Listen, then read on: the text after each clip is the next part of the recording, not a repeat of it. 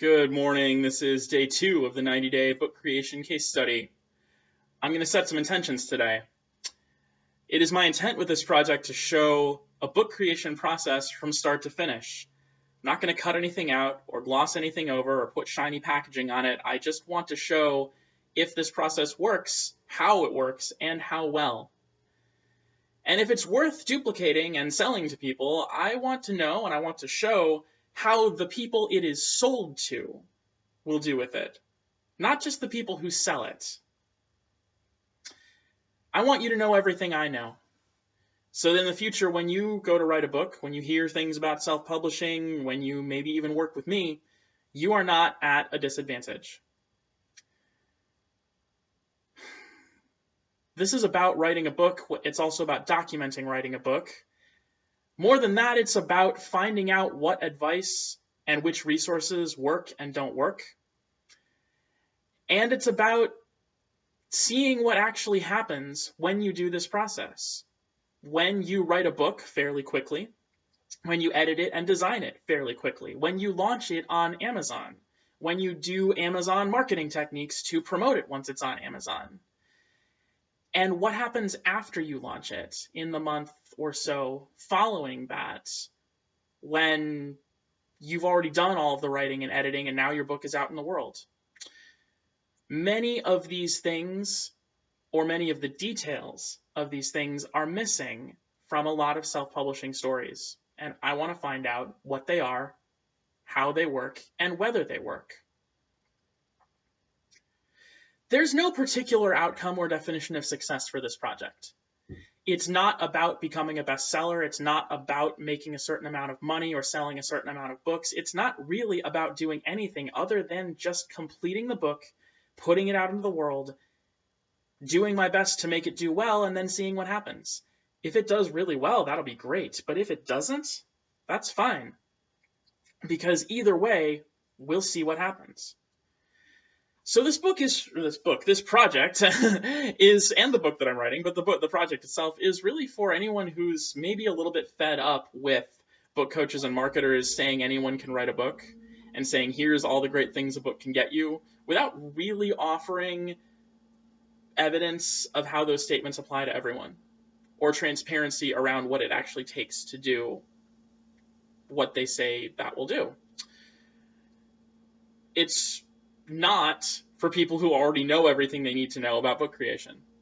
If you've already found a book program that you love, fine, that's awesome. If you don't have any questions about how to write a book or what benefits it can bring you, that's fine.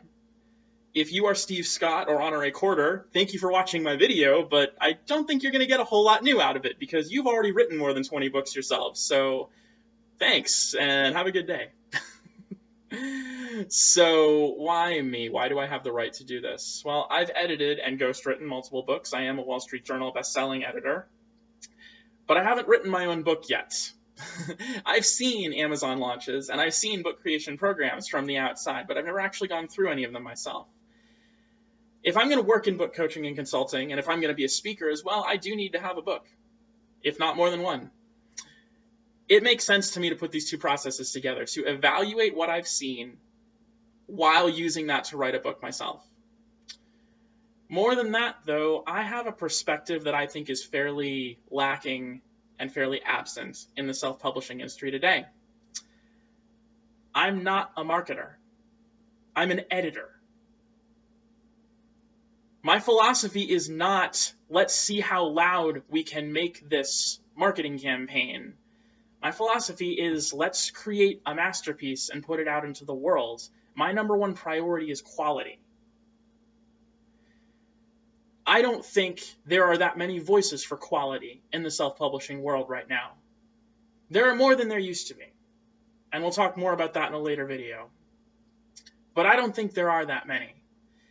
And so one of the things I really want to find out here is it possible to create a high-quality book on a limited schedule with a limited budget using the advice that's out there right now?